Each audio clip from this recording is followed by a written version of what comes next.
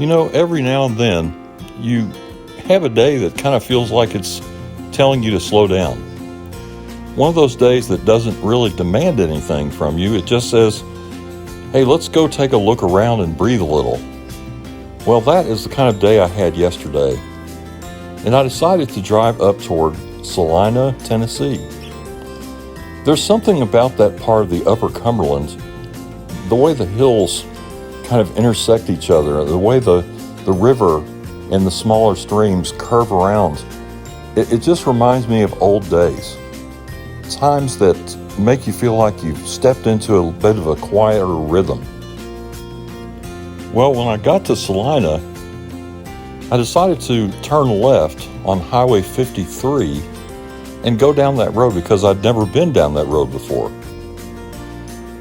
And as I did, it's just a road that kind of carried me towards something. I didn't know really what to expect, and I didn't know exactly how to feel about it. But in a few miles, I came to a place known as Butler's Landing. Today it's a peaceful place. It's just a quiet stretch of riverbank.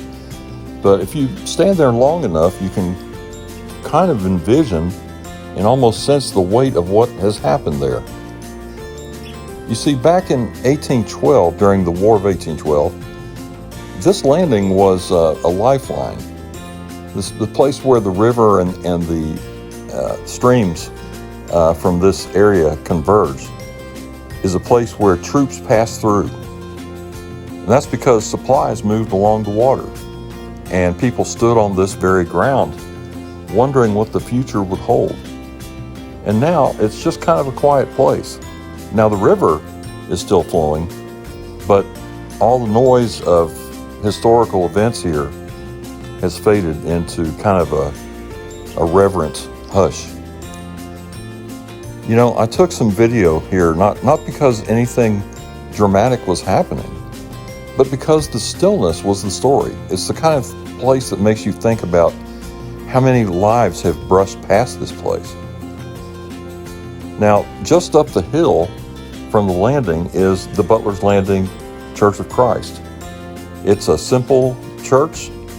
It's just humble. It's been there for many years, and it kind of looks like it's been keeping watch over the river for generations. So I filmed a little bit there too. Something about it felt like almost a bookmark in time. Well, after spending a little time there in Butler's Landing, I decided to go back towards Salina and go on through Salina on Highway 53 because I'd never been that way either. So when I did, I discovered that was the way to get to the dam and Powerhouse for Dale Hollow Lake. So before I ever reached the Powerhouse itself, I got to see the dam, and they let you drive across it. So many dams now you can't drive across anymore, but this one you can.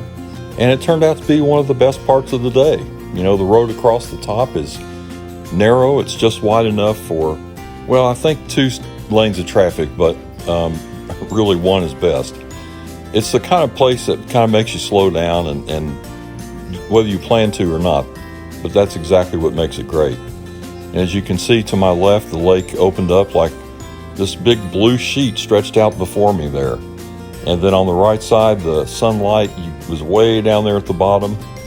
And as I looked down off of the back of the dam, just a beautiful place. You can kind of feel that's the height of it when you're up there. Of course, if you look to the right, you can see the distance down there to the bottom. And it makes you realize how deep this lake is when you look out across the water. Anyway, driving across the narrow top there felt almost like floating. I had a moment there where I thought, wow, it's kind of like you're floating on the water here, almost on a boat, but with 4 wheels. Anyway, kind of an interesting moment I enjoyed there. After crossing the top, I came down around the curve to the Dale Hollow Dam and Powerhouse.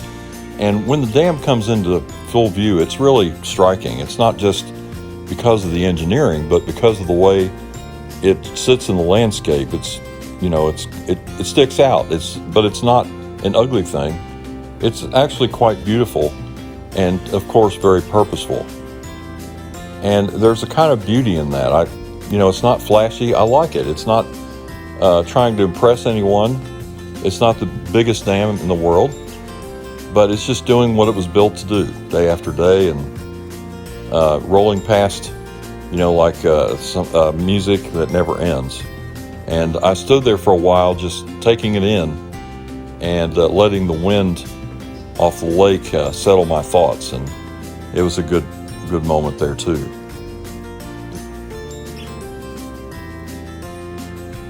Now, if you go right across from the Powerhouse, you'll see the fish hatchery, and if you've never been there, it's definitely worth a stop.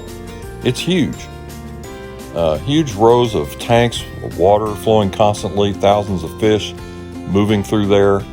It's definitely something to see. Now, I did not get out and go on a walking tour of this. I thought I would wait until I had my wife with me because she would enjoy that too. But there's something really wonderful about it. All that life being raised and tended and prepared there to be released out into the world. It kind of reminds me that not everything beautiful has to be dramatic. Sometimes beauty is just something steady or something that's done quietly for the sake of something bigger.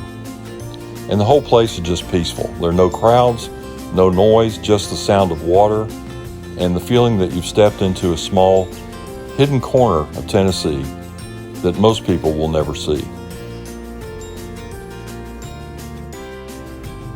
So, if you ever want a day that's gentle on the body and good for the soul, you can follow this same path. Celina, Tennessee. Celina. And then take Highway 53 to Butler's Landing. See the church on the hill. Come back through Celina and see the dam. Drive across that narrow road across the top. See the fish hatchery. Nothing rushed here, nothing complicated, just a simple Tennessee day, full of history, beauty, and the kind of quiet that stays with you long after you've driven back home.